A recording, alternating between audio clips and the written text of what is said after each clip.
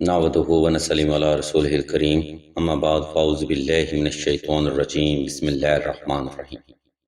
السلام علیکم ناظرین، ایس کے بی روحانی پروگرام میں میں ہوں آپ کا ہوسٹ رانا ظفر حسین۔ ناظرین محترم، آج کی ویڈیو میں ہم آپ کو مولا کی زیارت کا وظیفہ بتائیں گے۔ یہ ویڈیو ناظرین محترم ایک احساس ٹاپک پر ہے، اس لیے اگر کوئی فرد مولا کی زیارت کا وظیفہ کرنا چاہتا ہے تو اسے چاہیے کہ اس ویڈیو کو شروع سے آخر تک مکمل توجہ کے ساتھ ہی سماعت فرمائیں۔ اگر ویڈیو میں جاری کردہ بیان آپ کو سمجھ نہ آئے یا آپ کوئی سوال کرنا چاہتے ہوں تو بلا جھجک سوال کریں، انشاءاللہ ہم نام مولا آپ کو آپ کے ہر سوال کا جواب ضرور دیں گے۔ ناظرین اکرام، اس ویڈیو کو دو حصوں میں تقسیم کیا گیا ہے۔ پہلا حصہ میں ہم آپ کو زیارت کی حقیقت بتائیں گے اور ویڈیو کے دوسرا حصہ میں ہم آپ کو مولا کی زیارت کا وظیفہ بتائیں گے۔ انہی کلمات کے ساتھ ہم ویڈیو کا باقاعدہ آغاز اللہ تبارک و تعالیٰ کے بابرکت نام سے کرتے ہیں جو کہ بڑا مہربان اور نہایت رحم کرنے والا ہے۔ ناظرین محترم، زیارت کرنا بے حد افضل عبادت ہے۔ جس طرح سے نبی کریم صلی اللہ علیہ وسلم کے دور مبارکہ میں آپ سرکار کی زیارت کے لیے اہل محبت دور دور سے آیا کرتے تھے۔ لوگ عشق رسول میں اور آپ کی زیارت کے لیے رستے میں جن تکالیف کا بھی سامنا کرتے تھے، لوگ اس کو بھی عبادت ہی سمجھا کرتے تھے۔ ناظرین اکرام، جو لوگ نبی کریم صلی اللہ علیہ وسلم کی ذات مبارکہ یا آپ کی آل مبارکہ کی زیارت کرتے ہیں، بے شک یہ لوگ بڑے ہی نصیب والے ہوتے ہیں۔ اس زمن میں شاعر کیا خوب لکھتا ہے کہ غلام ہیں رسول کے غلام ہیں، غلامی رسول میں موت بھی قبول ہے، اگر نہ ہو عشق مصطفیٰ تو زندگی فضول ہے۔ غلام ہیں ہم رسول کے غلام ہیں۔ ناظرین محترم، ہماری تمام نسبتیں اہل بیت سے ہیں، اور آج دین جو کہ ہمارے پاس صحیح اور جامع حالت میں موجود ہے، یہ بھی آل محمد کی نسبت اور قربانیوں کا صدقہ ہے۔ اس لیے اہل علم بیان کرتے ہیں کہ زیارت کے لیے کیا جانے والا کوئی بھی روحانی عمل افضل ترین عبادت ہے، کیونکہ اس زیارت کے بعد فرد کا دل برائیوں سے خود بخود ہی بیزار ہو کر نیکی کی طرف مائل ہو جاتا ہے، جس طرح سے ہم اہل بیت کو نیکی سے تشبیہ دیتے ہیں۔ لیکن ناظرین محترم، دور حاضر میں لوگوں نے زیارت کے معنی اور مفہوم کو ہی شہید کر دیا ہے۔ اس لیے ویڈیو کے اس حصہ میں ہم آپ کو زیارت کی حقیقت بتانے کی کوشش کریں گے۔ ناظرین اکرام، آپ میں سے اکثر لوگوں نے سن رکھا ہوگا کہ فلاں شخص نے نبی کریم صلی اللہ علیہ وسلم کی زیارت کی ہے، یا مولا علی علیہ السلام کی زیارت کی ہے، یا مولا حسین علیہ السلام کی زیارت کی ہے۔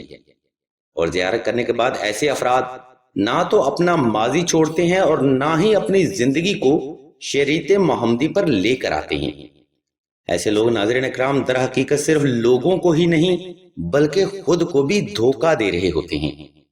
اس کی عام فہم مثال کچھ اس طرح سے بھی ہے کہ ایک شخص پان، سگریٹ، نسوار، شراب اور زنا جیسی بیماریوں کا شکار ہے، اور وہ شخص دعویٰ بھی کرتا ہے کہ اس نے زیارت کی ہے، مگر زیارت کے دعوے کے بعد نہ تو وہ شخص شراب چھوڑتا ہے، نہ زنا چھوڑتا ہے، اور نہ ہی لوگوں کا حق کھانا چھوڑتا ہے۔ مراد یہ ہے کہ وہ شخص لوگوں کو یہ بتانے کی کوشش کر رہا ہوتا ہے کہ سرکار کے نور میں وہ طاقت نہیں ہے جو کہ اس کے وجود سے برائیوں کو ختم کر سکے۔ معاذ اللہ، یا تو پھر وہ شخص یہ بتانے کی کوشش کر رہا ہوتا ہے کہ وہ ابو جہل یا سرکار کے دشمنوں میں سے ہے۔ ناظرین محترم، یہ کیسا عقیدہ ہے کہ فرد زیارت کے بعد بھی نبی کریم صلی اللہ علیہ وسلم کی محبت میں یا اہل بیت کی محبت میں برائیوں کو نہیں چھوڑتا اور نہ ہی اپنے فضول نظریات کو چھوڑتا ہے؟ بلکہ حقیقت تو ناظرین محترم یہ ہے کہ اہل بیت کی زیارت کے بعد فرد خود بخود ہی دنیا داری اور دنیا سے جڑی ہر حرام چیز کو چھوڑ دیتا ہے، مگر شرط فقط اتنی ہے کہ اس کو صحیح زیارت حاصل ہوئی ہو۔ خیر ناظرین اکرام، زیارت کی حقیقت بتانے کے بعد اب ہم آپ کو ماہ محرم میں زیارت کا وظیفہ بتائیں گے۔ یہ وظیفہ آپ خاص ماہ محرم میں بھی کر سکتے ہیں، لیکن آپ حسب محبت سال کے کسی بھی مہینے میں یہ عمل کر سکتے ہیں۔ یہ عمل قرآنی اور روحانی ہے، اس لیے تمام تر سننے والوں سے ہم توجہ کی بھرپور گزارش کرتے ہیں۔ ناظرین محترم، زیارت کرنا عام بات نہیں ہے، اس لیے زیارت کا وظیفہ آپ نے درجہ ذیل ترتیب پر کرنا ہے۔ مثال کے طور پر زیارت کا وظیفہ کرنے کے لیے سائل نے سب سے پہلے 2 رکعت صلاۃ الحاجت نفل حضور نبی کریم صلی اللہ علیہ وسلم کی بارگاہ میں تحفۃً ہدیۃً پیش کرنے ہیں۔ ان نوافل کی پہلی رکعت میں آپ نے 21 بار سورہ اخلاص کا اضافہ کر لینا ہے اور دوسری رکعت میں آپ نے 21 بار سورہ الکوثر کی تلاوت کر لینی ہے۔ نمبر 2، زیارت کا وظیفہ کرنے کے لیے سائل نے حسب تفیق صدقہ بھی آل محمد کی مقدس نسبت سے ادا کرنا ہے۔ نمبر 3، وظیفہ صاف ستھرے کپڑے پہن کر اور خوشبو لگا کر کیا جائے۔ نمبر 4، زیارت کا وظیفہ کرنے کے لیے آپ نے وقت اور جگہ کا انتخاب ایسا رکھنا ہے جس میں کوئی بھی فرد آپ کو دانستہ یا غیر دانستہ طور پر ڈسٹرب نہ کر سکے۔ یہ عوامل ناظرین محترم زیارت کا وظیفہ کرنے کے لیے بے حد ضروری ہیں، جن کو اکثر لوگ اگنور کر دیتے ہیں۔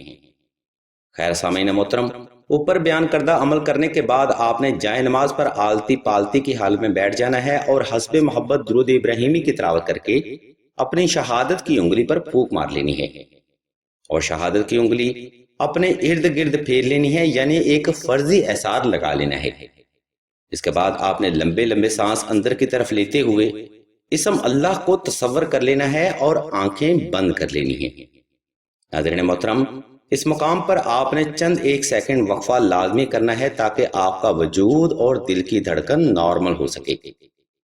اس کے بعد آپ نے دل کی ہر دھڑکن کے ساتھ کم از کم 313 بار دعائے نادیلی صغیر، 313 بار سورہ اخلاص اور 313 بار درود ابراہیمی کی تلاوت کا ذکر محبت، احترام اور عقیدت کے ساتھ کر لینا ہے۔ یہ عمل ناظرین محترم آپ نے کوشش کرنی ہے کہ رات کو سونے سے پہلے کیا جائے تاکہ اس کے بعد آپ کو دنیاوی کاموں میں مشغول نہ ہونا پڑے۔ اس عمل کو اگر آپ 14 دن تک ترتیب کے ساتھ کر لیتے ہیں تو انشاءاللہ آل محمد کی نسبت سے آپ کو زیارت ضرور نصیب ہوگی۔ ناظرین محترم، مولا کی ذات مالک ہیں، وہ جس کو چاہیں جب چاہیں زیارت سے فیض یاب کر سکتے ہیں۔ بعض لوگ دنیا میں ایسے بھی ہوتے ہیں جن کے کچھ اعمال ہی مولا کو پسند آ جاتے ہیں، تو مولا کی ذات اللہ کی رحمت کے صدقے ان کو زیارت عنایت فرماتے ہیں۔ اور کچھ لوگ ساری زندگی محنت کرتے ہیں، چلے کرتے ہیں، ریاضت کرتے ہیں، مگر ان کو فیض نہیں ہوتا، کیونکہ مولا کی ذات مالک ہیں۔ اس لیے مولا جس کو چاہیں جب چاہیں زیارت کے لیے بلا سکتے ہیں، لیکن ہم اس گھرانے کے امتی ہونے کے ناطے ان کو آنے پر مجبور نہیں کر سکتے۔ لیکن ہمارے بزرگوں کے تجربات اور مشاہدات سے یہ بات ثابت ہوتی ہے کہ جو فرد سچے دل سے 14 دن زیارت کا وظیفہ کر لیتا ہے تو اس پر مولا کی نظر کرم ضرور ہوتی ہے۔ اس لیے مولا کی زیارت یا نبی پاک کی زیارت کا وظیفہ مکمل یقین، اعتقاد اور ایمان کے ساتھ ہی کیا جائے۔ انشاءاللہ وہ پاک ذات آپ کو اپنی بارگاہ میں حاضر کر کے اپنا دست رحمت آپ پر ضرور کریں گے۔ انہیں کلمات کے ساتھ ہم آپ سے اجازت چاہیں گے اور اللہ کے حضور دعا کریں گے کہ تمام مسلمانوں کو اپنے حفظ و ایمان میں رکھیں اور تمام مسلمانوں کی تمام نیک اور جائز حاجات کو صدقہ محمد و آل محمد کی نسبت سے جلد پورا فرمائیں۔ آمین ثم آمین یا رب العالمین۔